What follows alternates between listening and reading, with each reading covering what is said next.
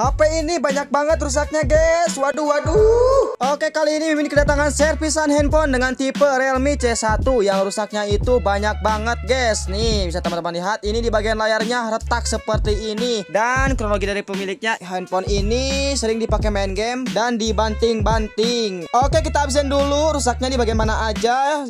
Ini di bagian layarnya juga pecah, di bagian backdoornya ini rusak seperti ini, di bagian kaca kameranya hilang, di bagian tombol off-nya juga hilang, rusak, dan juga ini handphone tuh katanya tidak bisa dicas. Banyak banget kerusakannya. Waduh. Oke, pesan dari pemiliknya diperbaikin aja. Yang penting ini data-datanya tidak hilang, biar nanti bocilnya tidak nangis-nangis. Dikarenakan katanya ini akunnya sudah lama atau akunnya sudah legend.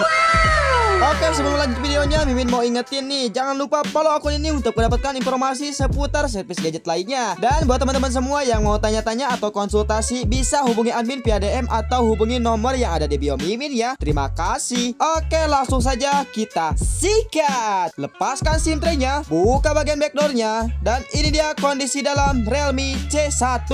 Oke, langsung saja Mimin lepaskan semua baut bagian penutup mesinnya. Oke, setelah semua bautnya terlepas, langsung saja Mimin lepaskan bagian penutup mesinnya. Oke, pertama-tama Mimin coba tes dulu atau Mimin coba cek dulu tegangan di bagian baterainya. Ini tegangannya berapa ya? Dan ya, bisa teman-teman lihat ini baterainya juga ngedrop banget atau tegangannya nggak ada sama sekali. Oke, setelah dirasa baterainya tidak ada tegangan sama sekali, Mimin coba tes dulu menggunakan power supply untuk memastikan handphonenya masih hidup apa enggak ya gitu. Dikarenakan handphonenya suka dibanting-banting. Oke, setelah Mimin coba cek menggunakan power supply ini, bisa teman-teman lihat di bagian ampernya gerak-gerak seperti ini ya, yang menandakan mesinnya ini masih merespon atau handphonenya masih nyala lah, intinya masih ada tanda-tanda kehidupan. Oke, setelah dirasa handphonenya nyala, langsung saja Mimin lepaskan di bagian baterainya. Oke, Mimin lepaskan di bagian LCD-nya. Mimin lepaskan dulu di bagian fleksibel on off-nya untuk Mimin pasangkan pentilnya. Dikarenakan ini bisa teman-teman lihat di bagian tombol on off-nya rusak seperti ini atau di bagian pentilnya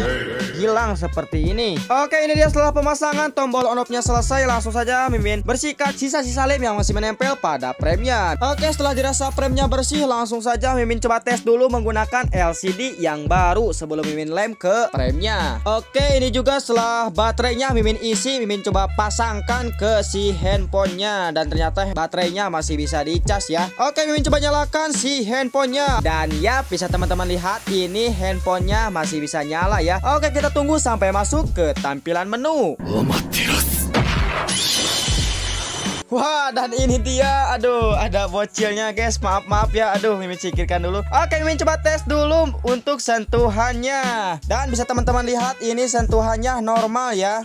Oke, setelah dirasa sentuhannya aman, langsung saja Mimin lem untuk LCD-nya. Oke, setelah pemasangan LCD-nya selesai dan juga pergantian tombol off-nya selesai, langsung saja ke proses pergantian konektornya. Mimin lepaskan semua baut bagian penutup konektornya atau penutup PCB charge-nya. Oke, ini dia setelah proses pergantian konektornya selesai, langsung saja Mimin coba tes pasangkan ke si handphonenya. Mimin coba sambungkan ke charger, dan yap, bisa teman-teman lihat sekarang handphonenya sudah bisa dicas ya. Nah, pengisiannya masuk ya sekarang. Oke, setelah dirasa pengisiannya normal, langsung saja Mimin pasangkan kembali semua komponen yang udah Mimin bongkar tadi. Oke, setelah semua komponennya terpasang, langsung saja ini Mimin siapkan untuk backdoor yang barunya. Oke, kita pasangkan untuk backdoor yang barunya. Oke, ini dia setelah proses perakitan selesai, dan ini dia handphonenya sudah siap digunakan kembali, dan data-datanya insya Allah aman ya. Dan ini juga menjadi jawaban buat teman-teman semua yang mau ganti LCD, itu datanya tidak bakalan hilang ya. Dikarenakan kalau pergantian LCD itu tidak mempengaruhi ke software, kecuali kalau semisal memang sebelumnya kronologinya ada jatuh ataupun kena air. Nah, itu bisa kemungkinan datanya hilang. Dikarenakan kalau semisal memang kena benturan atau kena air itu kemungkinan ada komponen-komponen di dalamnya yang goyang atau korosi kayak gitu. Oke, Mimin coba sambungkan ke charger, dan bisa teman-teman lihat ini untuk ampernya normal ya, dan handphonenya sudah siap digunakan kembali. Oke, dan kakaknya mendapatkan garansi selama 3 bulan di luar dari human error, di luar dari jatuh, kena air ataupun kena benturan. Dan ingat, ketika gadget Anda rusak, ingat Klinik Servis. Klinik Servis, jaminan kesehatan gadget Anda.